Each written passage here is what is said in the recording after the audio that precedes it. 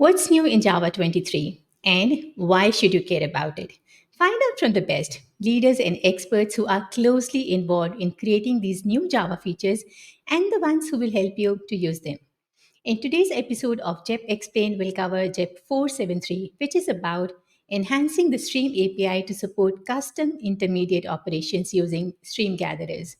What about it?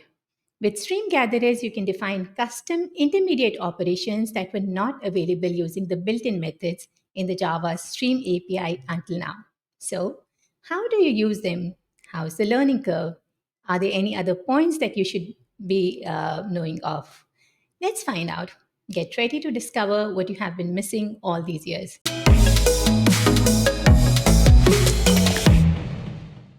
Hi everyone, I'm your host Mala Gupta, JetBrains. And to talk about JEP 473, we have with us today Viktor Klang, architect Java at Oracle, also owner of this JEP, which is JEP 473. Hey Victor, a pleasure to have you with us today.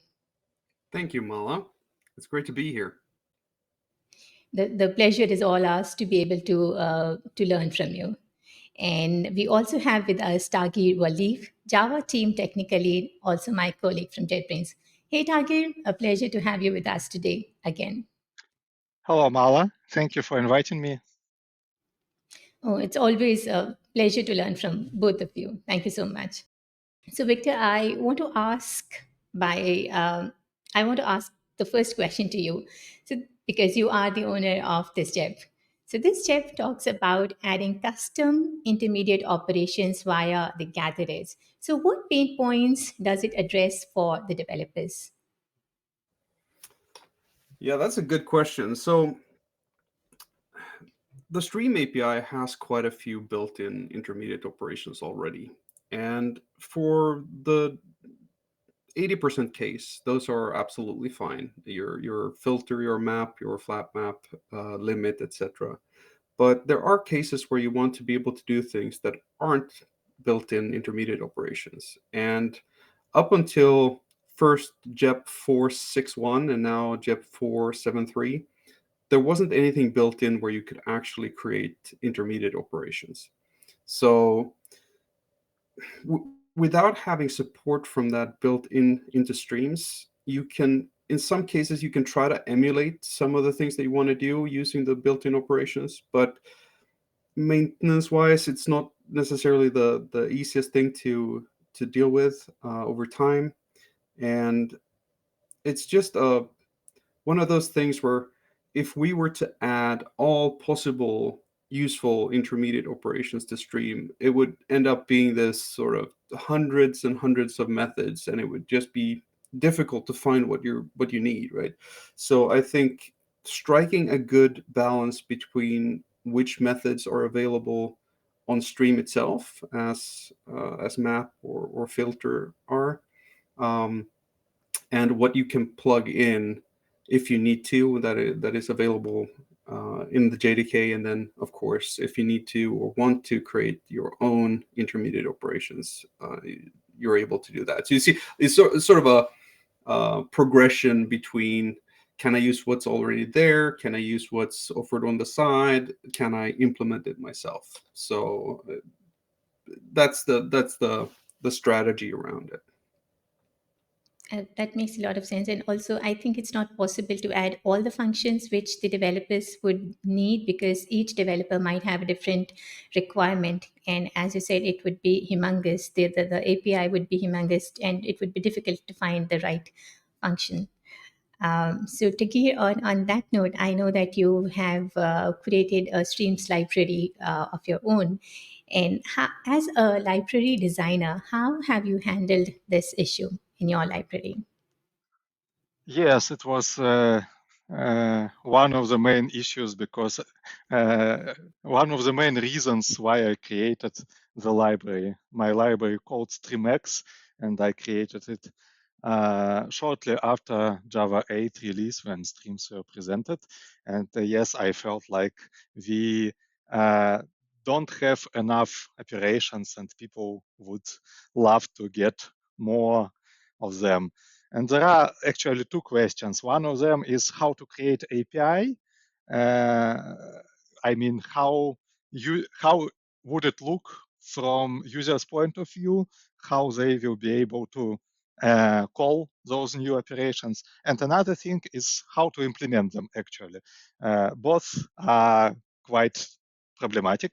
So with the first thing that when you use Stream API, it's usually Fluent style. So you use dot filter, dot map, dot whatever.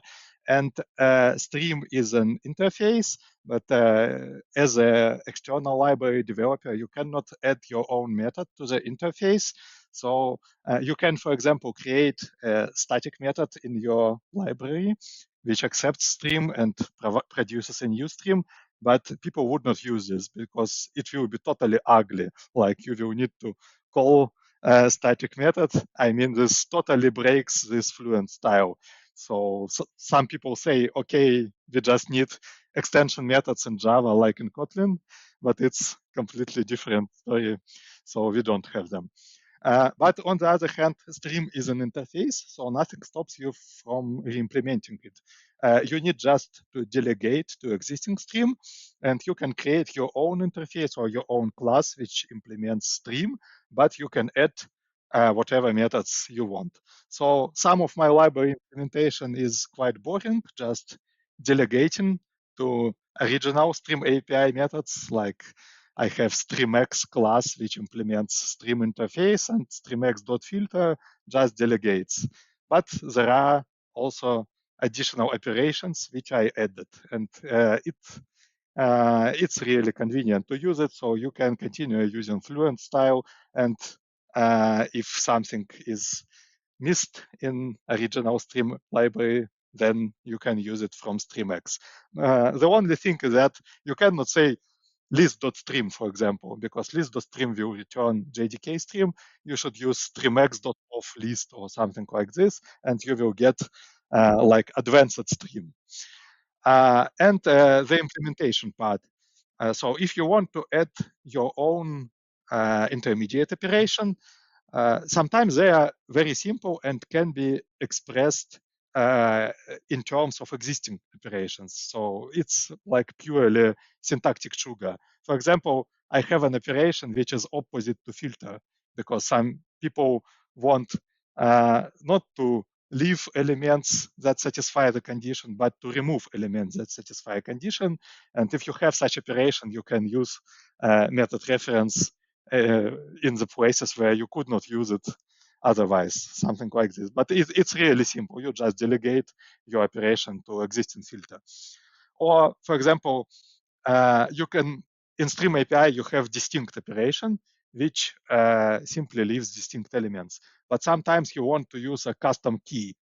So distinct by custom key, not just using equivalence of stream objects. And you can do it again. You can create your own object inside with custom equals hash code, then map to your own object, then use normal distinct, then map back to unwrap objects back, and like wrapping those three operations into your single distinct by key, you essentially solve the problem. But those are simple cases, and there are much more difficult ones.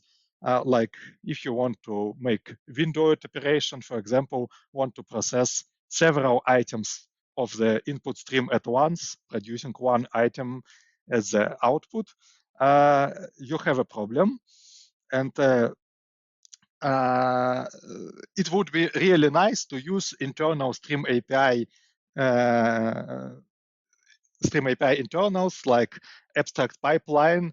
You can find those classes inside JDK, and you can implement everything using them, but they're internal. You cannot use them as an external library. The only good thing you have is a splitterator. So you can get splitterator of the original stream, which allows you to iterate over original stream or to split it to separate substreams. And then you write your own splitterator, which delegates to that splitterator, and then you can do the stuff. This is kind of simple if you don't care about parallel streams. You can just ignore all the parallel stuff, and it will be not very hard. But if you really want to make performant parallel stream, it could be incredibly hard. And some of splitterators I wrote for my library is probably the most complex code I ever wrote in my life. So it becomes really complex if you want to get maximal of performance for your custom operation in parallel streams. In this sense, gatherers is something in between, like they provide much simpler API, so you don't need to do something really advanced. On the other hand, you are more limited, like you cannot do everything you want with the stream. So you still have some limitations, but still many operations could be nicely implemented with gatherers. So, Tagir, that was an interesting workaround that you talked about in your StreamX library. I would revisit and ask you more question about how different it would be if you use the new feature that we're talking about. But before I do that, Victor, I have a question for you. Uh, we know that such features we are not the teams are they don't come up with the idea, let's say, in a month or a year. So, how long have you or your team been working or considering adding gatherers to Stream API? Yeah, so back in Java 8, when streams were introduced, I think there was an open issue that it would have been really nice to have an API for intermediate operations, because it already had collector API, and so it had an API for creating terminal operations, but there just wasn't. It hadn't been discovered what the shape of that API should or could look like, and what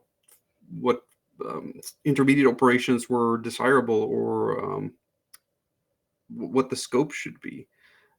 So depending on how you interpret your question, it could be everything from since Java 8 to when I started having a look at this a couple of years ago. But I've been doing streaming adjacent things for quite a while. So the problem space itself was rather, I felt like I had a decent understanding of the problem space. Um, there are a lot of concerns or things you need to think about as you go about tackling the problem. Um, just the nature of the streams. Are they push style or pull style streams, or even both?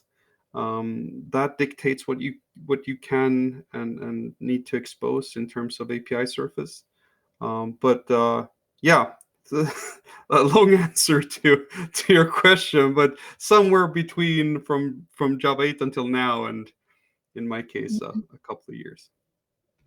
And as you said, it's not a simple answer, and that makes sense. So, Tagir, before I ask you that question, Victor, another quick question for you, because we're talking about the new API. So, how many classes or interfaces are being added to the core Java API to implement gatherers? All right, so let's count out loud. So we have gatherer as an interface, and we have integrator as an interface, and we have greedy as an interface. So that's 3. Then there's downstream, so that's 4. And then we have gatherers, the location of the built-ins, so that's 5, I believe. So I think that's about it. I could have missed something, but I'm pretty sure that's about it. I think Tagir already knows about that because he was nodding quite well when you were talking about, you mentioned the Did I names. miss something? Well, at least the list in my mind is the same. So if you Okay. miss something, then I miss something as well. We're equally wrong, worst case. Yes. That sounds interesting. Victor, before I ask you the next question, Tagir, a quick question to you, because you talked about a lot of workarounds, and since you cannot use the classes from the internal API of JDK, how would it be different for you if you were kind of to implement the same functionality using the new addition that we have in the API now, the gatherers? Would that change a lot, or would that still be the same?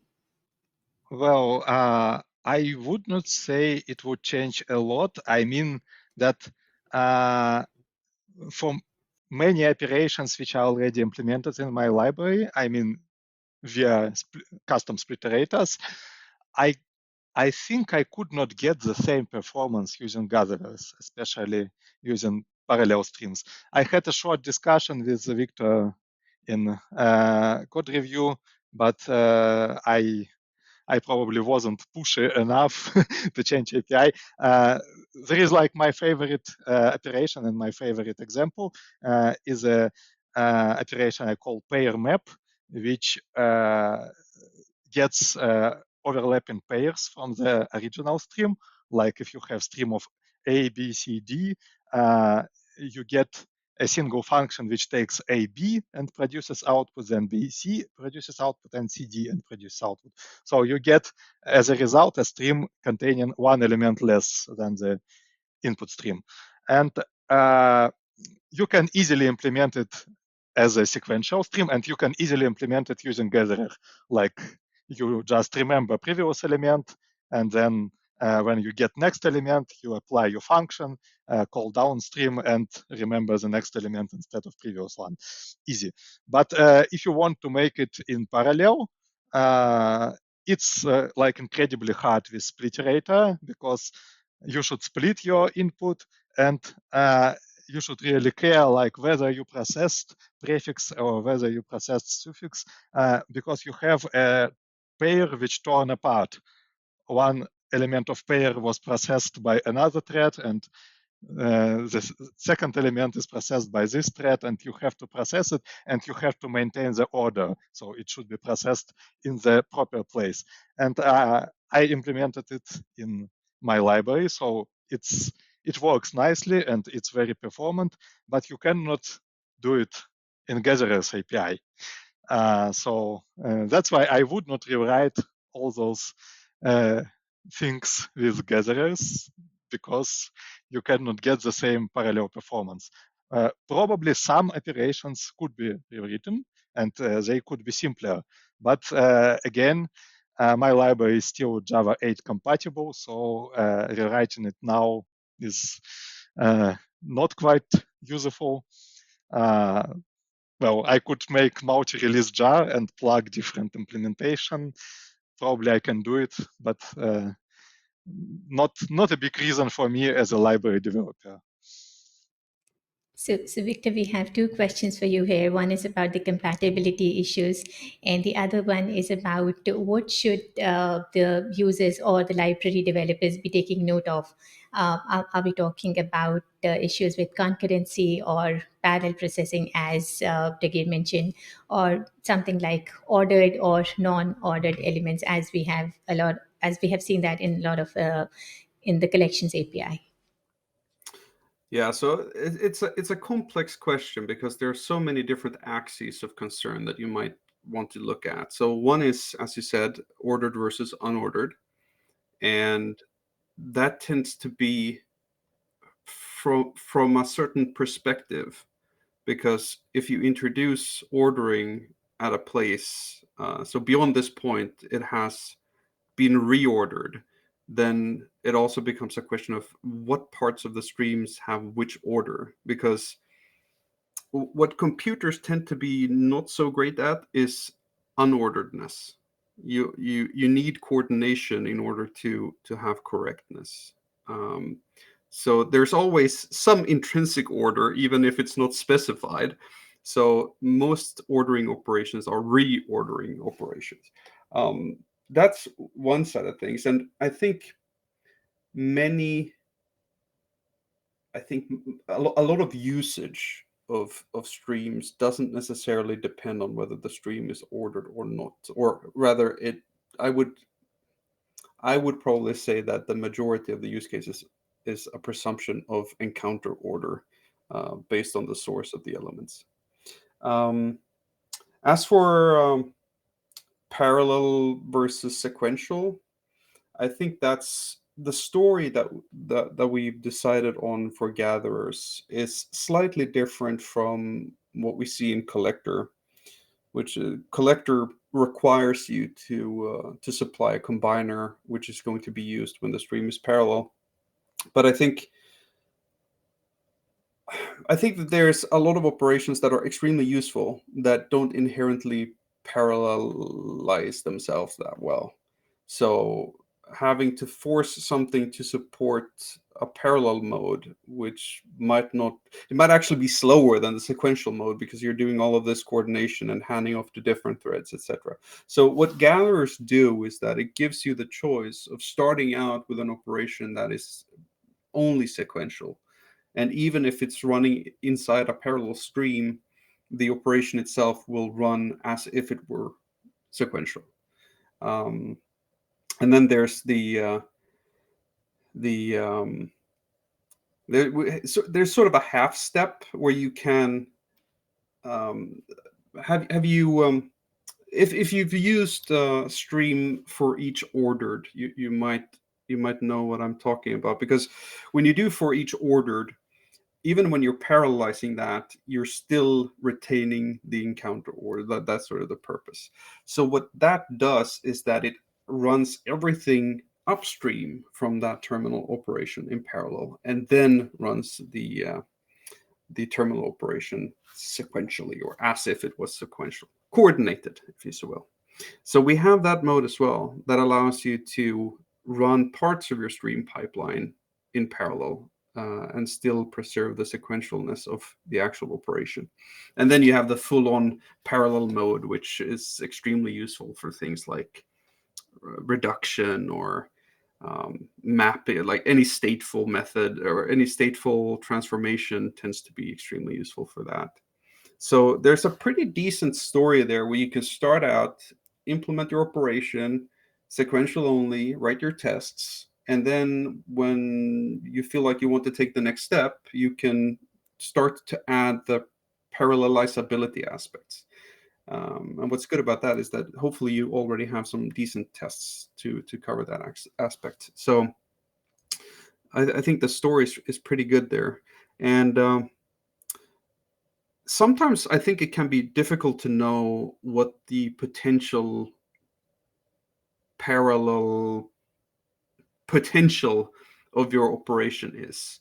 There are a lot of extremely old, well-known, used sequential algorithms where there's still research in how to parallelize them in the most efficient way, right? So I think if you need to solve a really, really tricky problem to use something that isn't necessarily needing the parallelization aspects, I think it would be unfortunate to require to have a throwing function or something like that and say that I can't run in parallel at all. But going to, I think, yeah, Tagir's mention of a pair map, so supplying a by function and essentially applying that over a sliding window of size 1. It's an interesting problem because you see the same things are going to appear when you step into the parallelization side of things. So how do you let me take a step back. So when you want to parallelize the processing of a stream, you have this splitterator and you're recursively splitting that out so that you get these trees of computation, and you don't necessarily know along which lines your splitterators are going to split, or if they're what's the end size of those splits.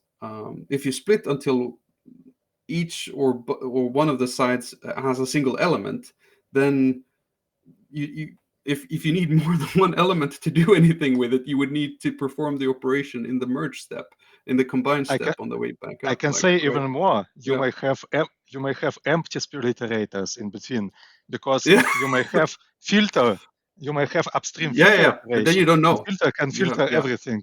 So you may have most of splitterators empty, and you may have like one element of the pair here, then a lot of empty splitterators and another element of the pair at that place. And you have to match them together. You have to skip all of this. Yeah. So there's, it's, I think we might talk about it later, the actual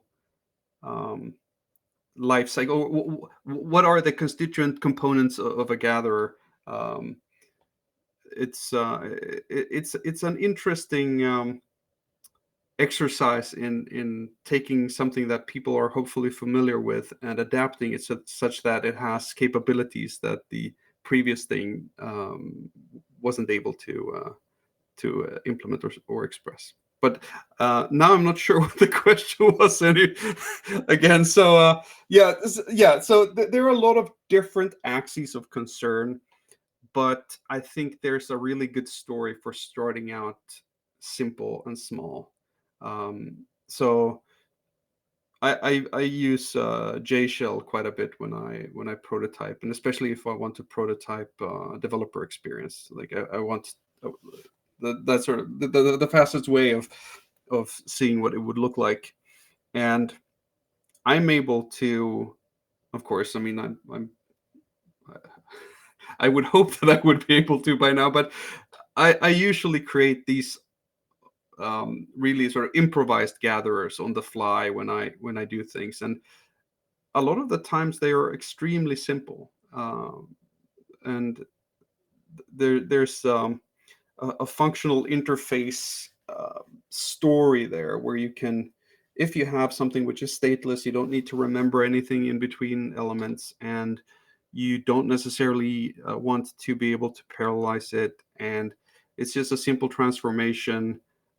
It's less than a one liner, right? It's an expression, a stream expression, if you will, a stream operation expression.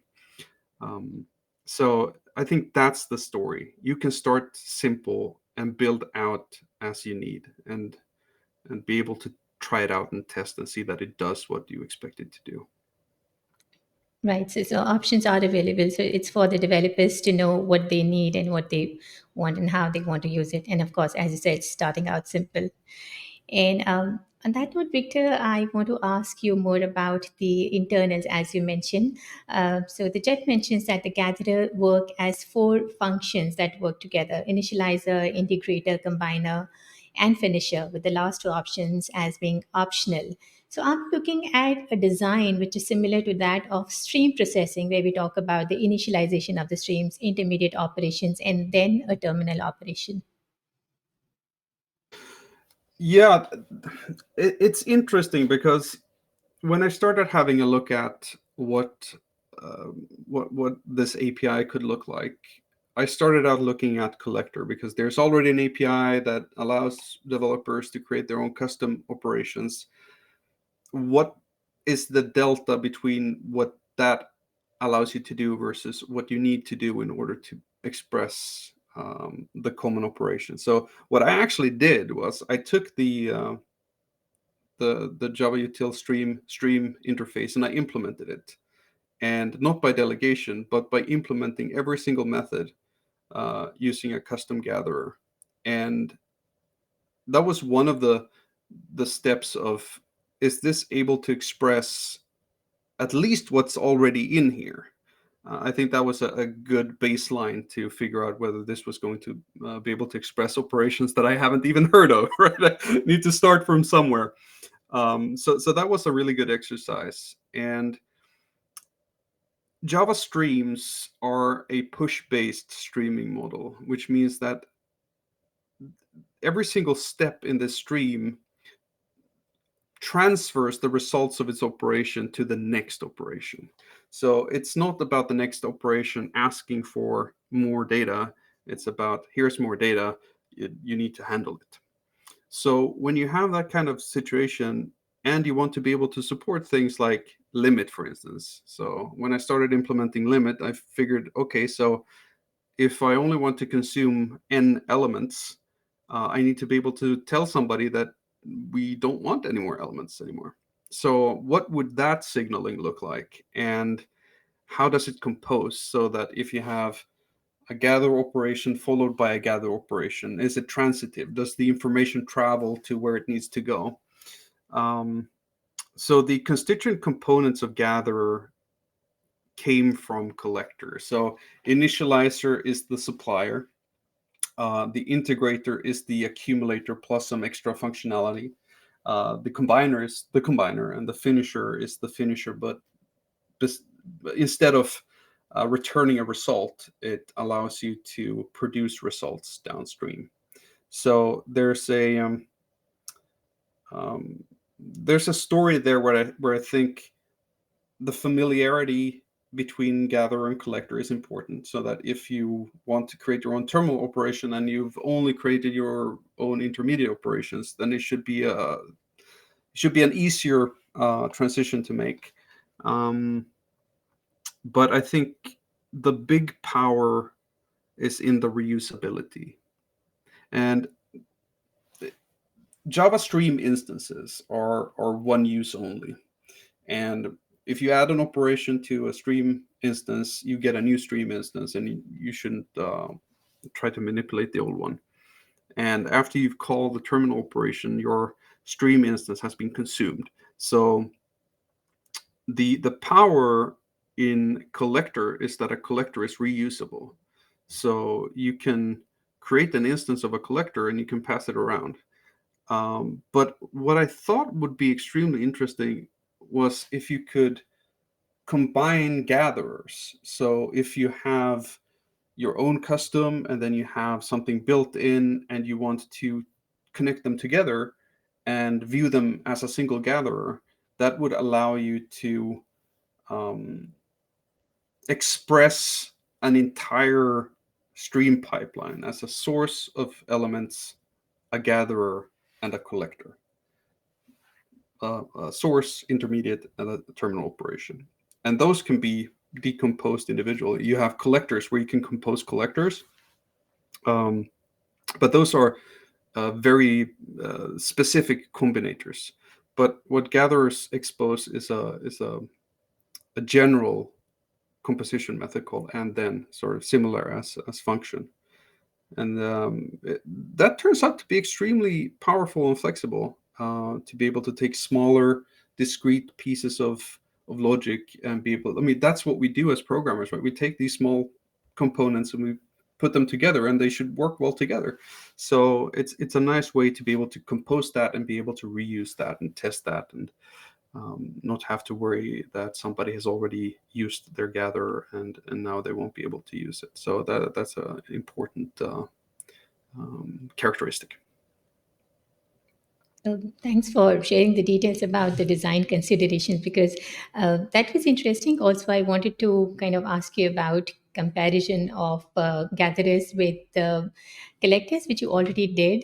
So I have another question for you, which is, um, you talk about built-in gatherers, but you also talk about gatherers because there are not enough intermediate functions or methods in the Stream API already.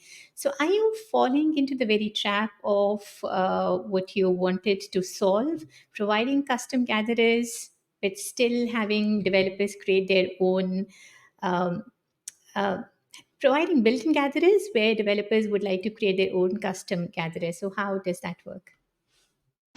Yeah, that's a good question, and I see it as a bit of a continuum. So you have something like a map would almost be impossible to ship streams without, because it's such a fundamental operation of transforming an element into a different element. But I think if the alternative was built in or not at all, and you need to roll your own, I think the distance between those two points of convenience, if you so will, that would be a pretty large distance. So by having the opportunity of including built-in gatherers that have proven themselves to be commonly useful, but may not be general enough to include on stream verbatim, then I think it's good to have a landing place for that kind of operations. And I think it's also about contextual usefulness. So there might be, let's say, 20 or 50 different extremely useful gatherers to have when you're working with statistics. And if you were to put those on the stream interface, then everybody would have to scroll through that list and figure out if it suits their use case.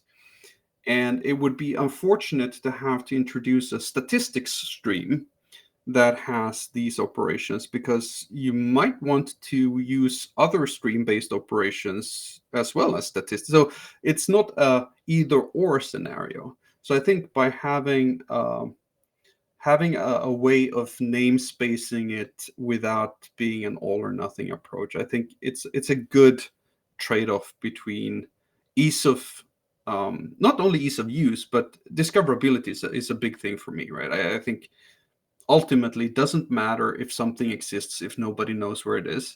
Right? There's a stream method that does what you want, but we don't know how to call it. That would be not that useful. So being able to know where you should be going to look for the things that you need is an important thing, right? Because if we don't know where to look, then how do we find them?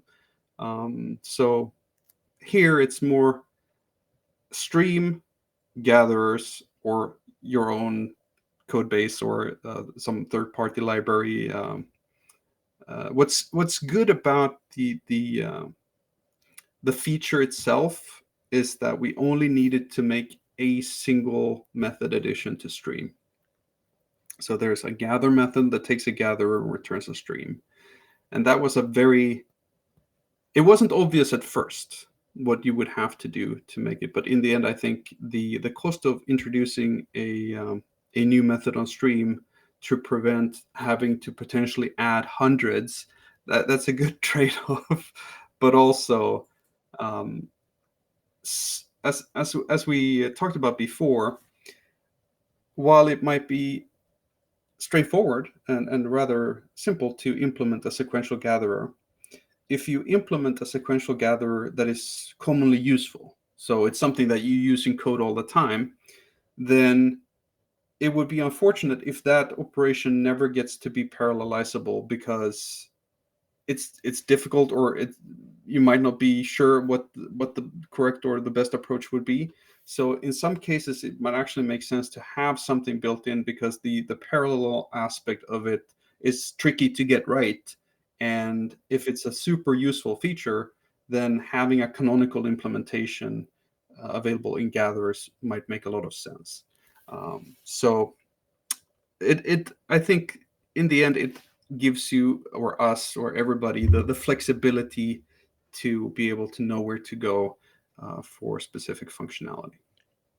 I'd like That, to that add a little bit about importance of not adding a lot of new methods to stream interface, because don't forget that stream is an interface, and there are third-party implementations already, including my library, but not limited to. There are many libraries, and some people just create some delegates in their code or whatever. So if you ever add a new method to stream interface, you must provide default implementation now. But for new non-trivial operations, sometimes it's really hard to provide good default implementation, because you don't know what kind of stream you are inside. It could be like delegate to something you don't know what. So in this case, adding only one method is much better, because existing libraries will adapt to this one method, will somehow provide their own implementation to that method, and it will be much easier than like adding 100 of new methods and breaking libraries completely. Yeah, and it's not only about the difficult situation of providing a default implementation, which is, in my case, looking for a really good default implementation for Gather. It turned out not to be as obvious as one might have thought in the beginning. But it's also about namespacing, right? How do you introduce something with a name that, if the method hasn't been on stream before and it's a super useful feature, it's pretty likely that somebody has named something that in an interface that extends it, right? So compatibility is super important. So by having this sort of minor incision in the stream interface. Yes, which yes. I have a story about that. Like in my library, there was a method called toList, naturally, because everybody wants stream.toList. But it was specified that it returns a mutable list in my library. Then in Java 16, toList was added to stream interface, but it was specified to return an immutable list. So if I implement Stream API from a newer version of Java, there is a specification conflict. And I had to introduce a breaking change in my library to conform to the newer specification. So it's a real problem, yes. Yeah, and fortunately, I think having Gather on the stream interface makes it easier for other implementers of the stream interface to implement other stream methods on the stream interface. Because as I said before, one of my goals was if I can implement the stream interface using only Gather, and of course collector for the terminal operations. But if I can do that, then at least I know that it covers what's already on stream. And since I know that is possible, I think it makes it easier if there are in the future new methods on stream for some reason that are intermediate operations. It's easier to provide a default implementation, because if you implement it as a gatherer, the default implementation would just be return gather this gather, and then you have a default implementation. So that's a nice bonus, I guess. So that was interesting discussion. So Tagir, the next question is for you. How do we, at JetBrains, how do we plan to support this new edition in Java? Are we planning any new inspections in IntelliJ IDEA or anything else? Well, currently we have no specific plans, so you don't have any specific warnings on Gatherer, except the warning that you are using Preview API and you should not use Preview API in production. That's the warning you will get on every Gather call until it will be released. But I think we should wait a little bit with inspections because there are no obvious things. Like when a new feature appears in Java API, we usually add inspections, like if somebody writes the code in old style, and we can suggest, oh, you are writing code in old style, but you can use new API and write it in much shorter way.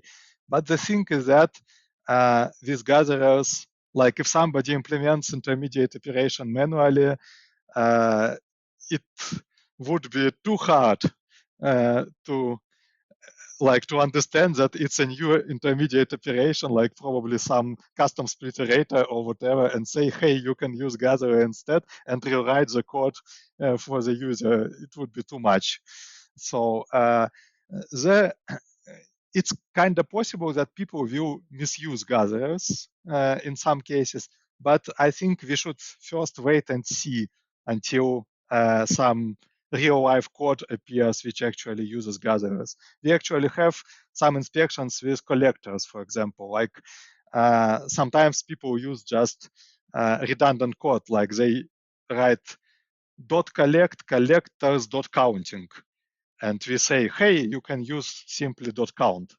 instead of using this long version and something like this. So I believe something like this will appear with gatherers as well, probably.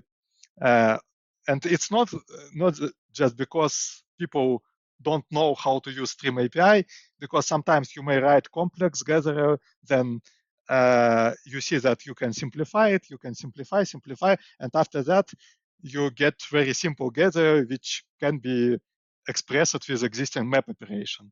Then it would be a good idea to suggest like to rewrite it automatically, like simple map operation and remove gatherer completely.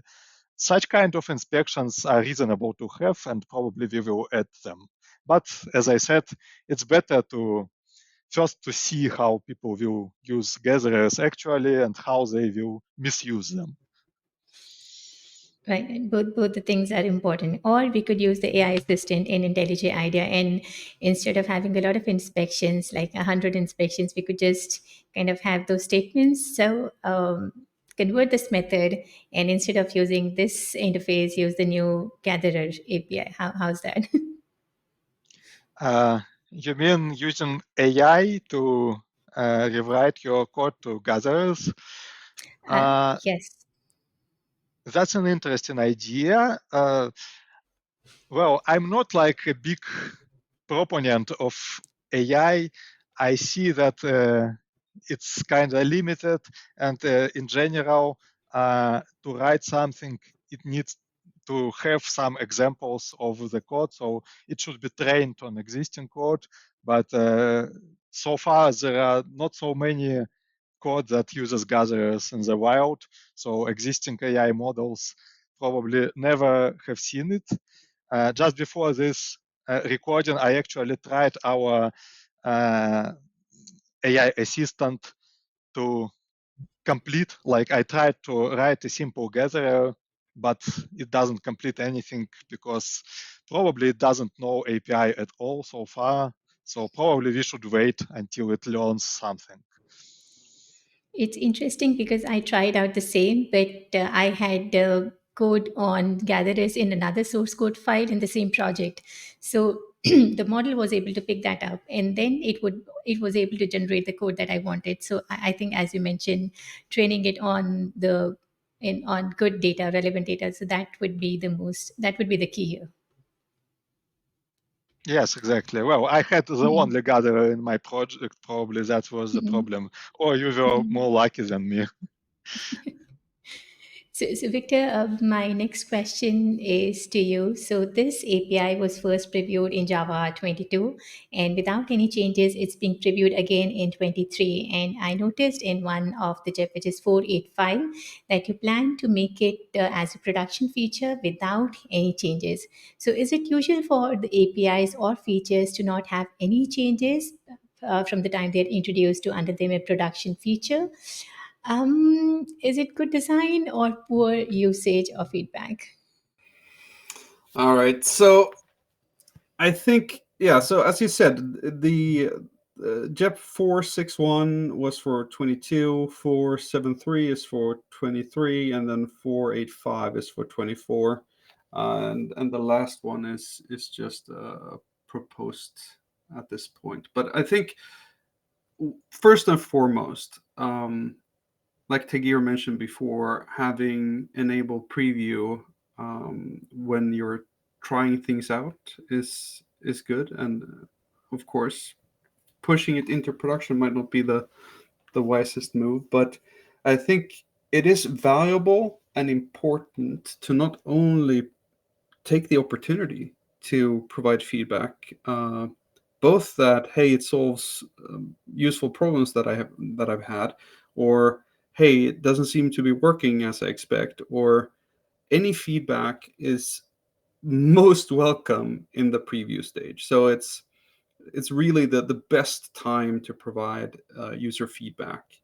And for Gather specifically, um, when we say that there are no changes, we mean that there aren't any changes in the API itself.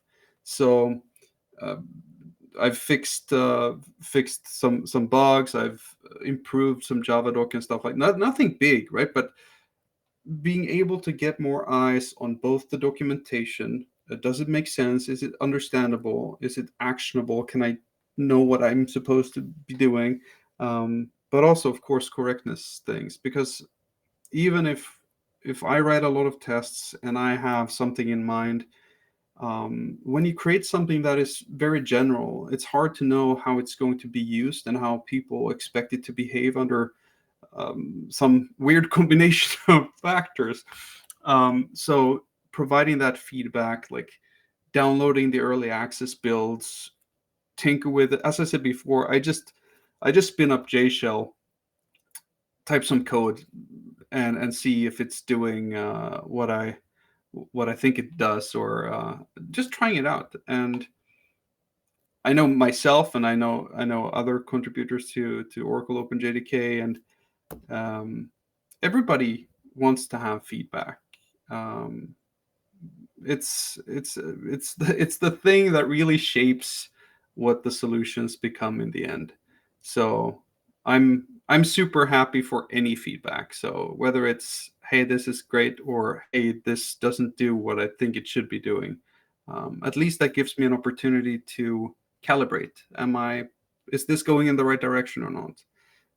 So feedback. So as you said before, like, if there haven't been any changes to the API, is this usual or not usual? And I think in this case, I think it's a bit special because the API itself is sort of based on collector. So there's already been a bit of vetting in terms of, does this API surface make sense, and is it useful, is it extendable, etc.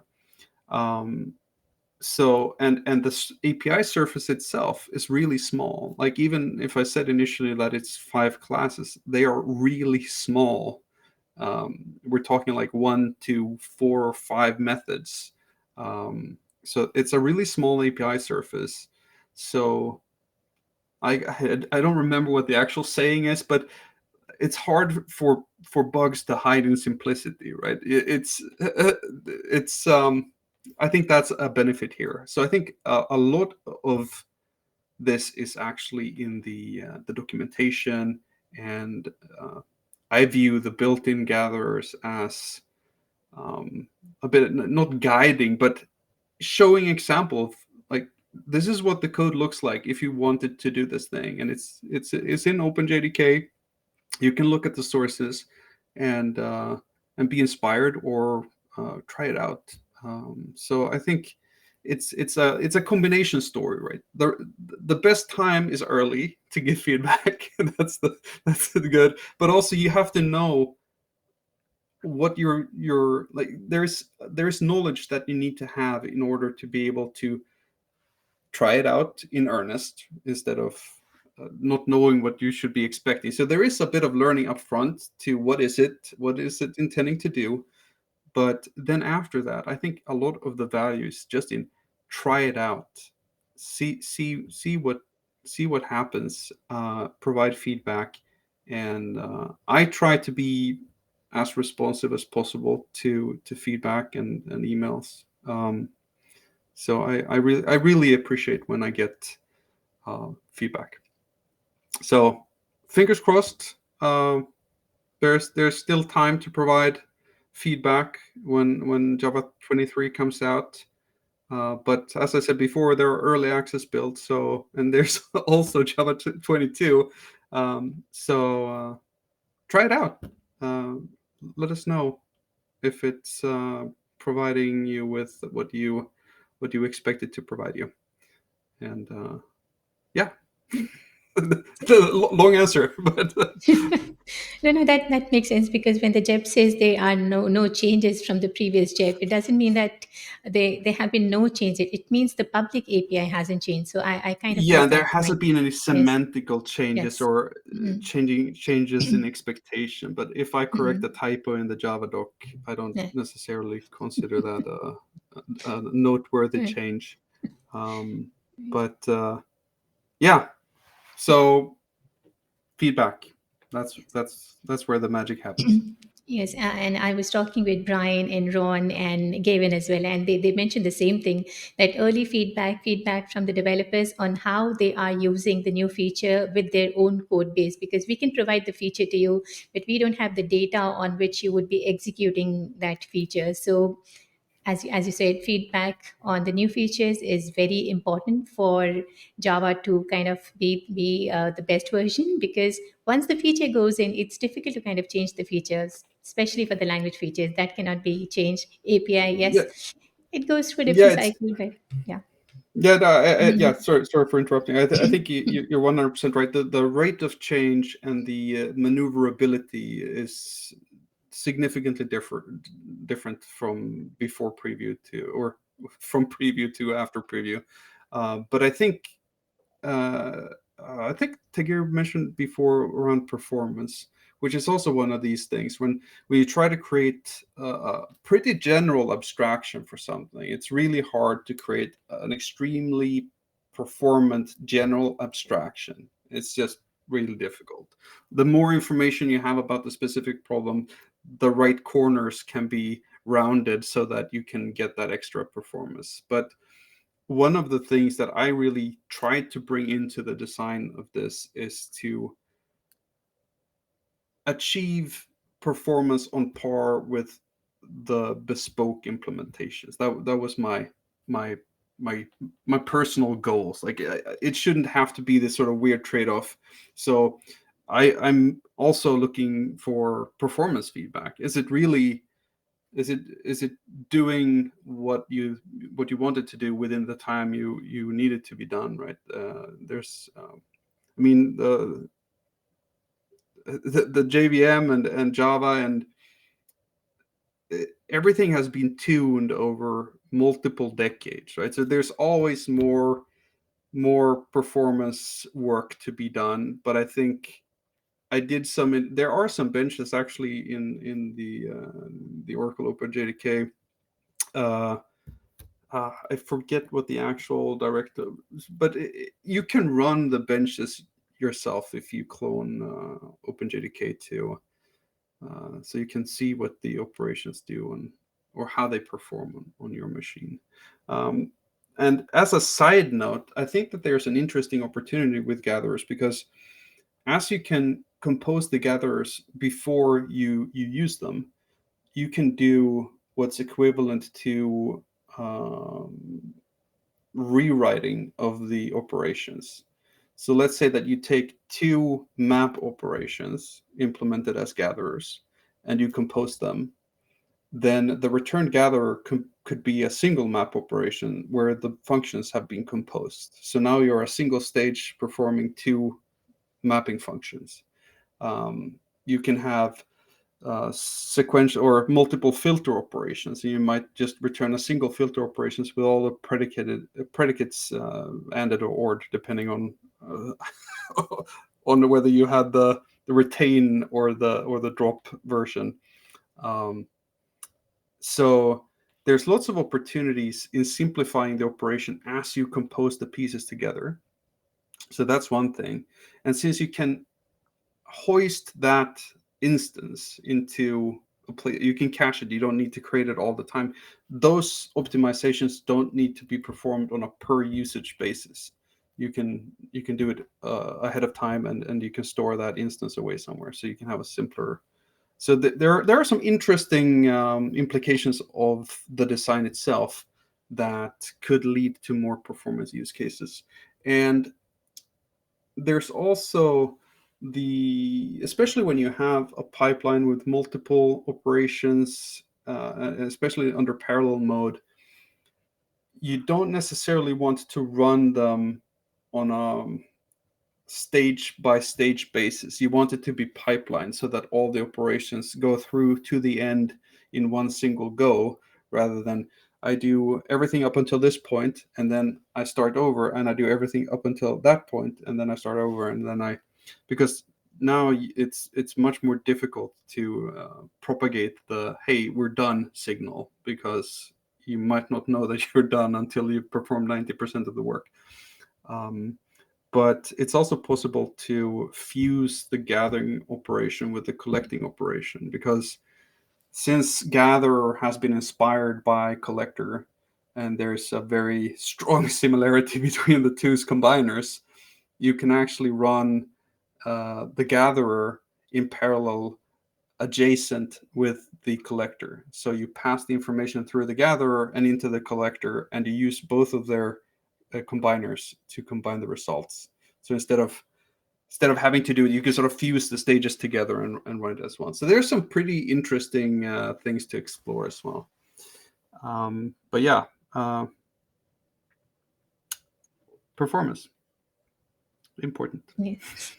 So everyone's watching, please try out gatherers, try to figure out what the pain points are with using the existing intermediate operations, and please reach out to Victor. So if you provide the feedback now, use the early access versions, that would be great for building new Java features which are better than the previous versions. And Tagir, on that note, I want to ask you, how do the users provide any feedback if they want to see, let's say, a particular inspection in IDEA, or any other feature in IDEA, IntelliJ IDEA? Well, we have our usual support channels. I think the most efficient one is to use our issue tracker, which is utrack.jetbrains.com.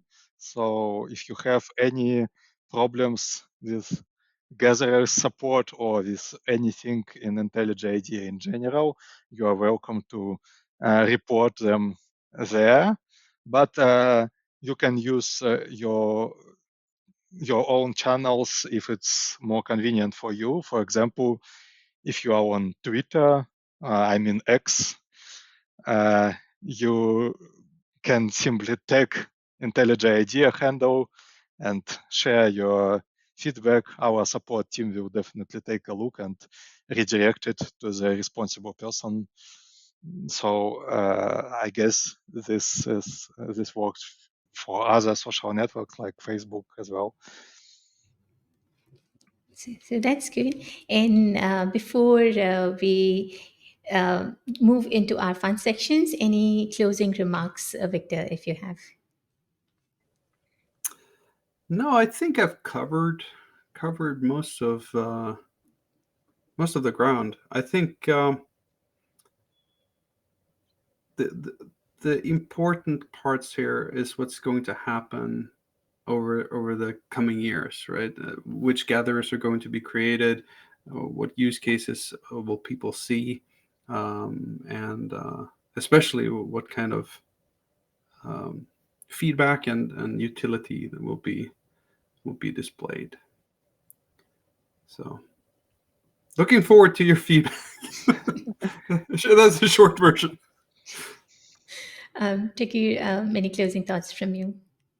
In general, it's positive that something big happens inside Stream API because as an outsider, I mean, user not from Oracle, it looks like when Stream API was delivered, it was like a very big and huge and cool feature. But after that, it didn't get enough love because OpenJDK folks moved to other good big features, and Stream API was mostly the same. Some operations appeared over the years, but it was only a few of them. So seeing such a big change is very great.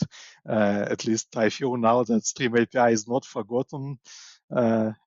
People still care about it, and it gets some love it deserves because Stream API is really great, and I love it.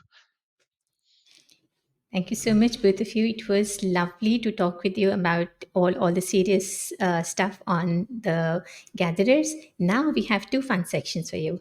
The first one is tongue twisters. So, Victor, the first one is for you. I'll display a long sentence on the screen, and you have to say it aloud in your usual reading speed. You cannot slow it down, because I guess you missed slowing down answering the question, so we know how fast you speak. So, so this one's for you, and your time starts now. Java jittery jugglers juggle jagged streams judiciously, gatherers grappling giant gargantuan groaning gears, APIs arcane articulations attending intermediate intricacies terminal tweaks. I have Oh no idea. my God. You aced it. You aced it. That's not good. I'm I trying don't know hard. what happened. I blanked out. No, but that was good because it was all good. You didn't trip on any of the word. So, Tagir, we have you next. And this is the sentence, the tongue twister, and your time starts now. Oh, I'm really bad in this, but I'll try. Uh, Jumbling Java streams juggle jittery joiners while adept API assemblers aggregate astute intermediate intricate iterations into intricate terminal gatherers. Yes, so you tripped on one word. So, I Victor think wins this Tagir's round. was more difficult than mine, so Oh, I I'm not made that sure, one. at least mine was shorter. Yes. Okay, so Victor wins this round, and now going on to the next round, which is enacting the emojis. So I would display a couple of statements on your screen, and you have to react to those statements as emojis, which you cannot type out. You have to enact those reactions. So this is the first statement. this is for me. It's like thumbs up. So Tagir, what was your emoji? Was it that Uh, sparkling something, or what was it? yes, it was like fireworks. I don't know. Okay. Animated emojis. That's pretty advanced. Oh yes, absolutely. I think I'm doing the old ASCII only versions. no, no, we're already moving to next Java version, so you have to upgrade your systems and your versions. So this is the second one. Life is much easier with the Streams API. Okay. Uh, does it look okay? Oh, it looks perfect. So we're missing Victor's emoji in Yeah, action. I'm stumped. Serg is I backstage. don't text as much. I don't even know all the emojis. Uh, I don't want to So reuse. you can just talk about how you feel about the sentence, and then probably Tagir could help you with the emoji, right, Tagir? Yeah. How do you do Hopefully. how do you do the relaxed as in non-stressed things are great emoji? Mm, That's a complicated one. I, Yeah, it's a yes. I guess it's a new version of Unicode or something. I don't know. So we'll probably use 3 4 emojis when we have the final video out. It's Nobody okay. needed relaxed emoji so far. Nobody is relaxed on the internet. We'll name that emoji as Victor emoji. So this is the last one. If you are found in a parallel universe, so probably your profession would be a sports person rather than doing your current job. So Tagir is not sure, and Victor doesn't want to answer. No. I'm fine with answering, but I'm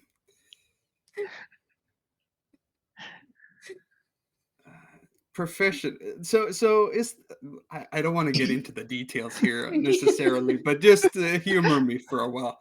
So am I to expect that the only profession that doesn't exist is my current profession? So there are no new ones. Like there's no cool new professions that I don't know about.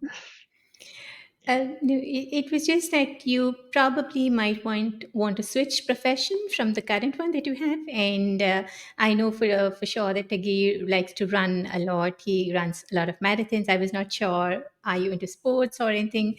So if let's say you are a sports person, so in a parallel universe, you might want to be a sports person. So that was the intention with the Yeah. statement. You're not sure. I So would I think probably this be a emoji is good. Yeah, is there a referee emoji? It sounds like I could do that. I could be like a referee for some sport. I think is it tennis where they sit in just sit down and relax. I wouldn't say relax, but We'll I'll try to find consider that that. emoji. That's a good sport that you've chosen. Not really the sport, your role in that sport. That's a good one. That's a good one. Okay, and on that note, thank you so much. The fun sections were really fun, and thank you so much, both of you. It was lovely to talk with you, and absolutely a pleasure to learn from both of you on the new Stream API addition of gatherers. And I hope everyone who's listening to it, they try out gatherers and they share their feedback with you. And together, everyone is able to make uh, the new Java features more usable and more available to everyone. Thank you so much. Thank you. That was a great talk. I really enjoyed it. Yeah, thank you both. Great conversation. Looking forward to what happens next. Thank you so much. So until next interview, everyone, bye-bye.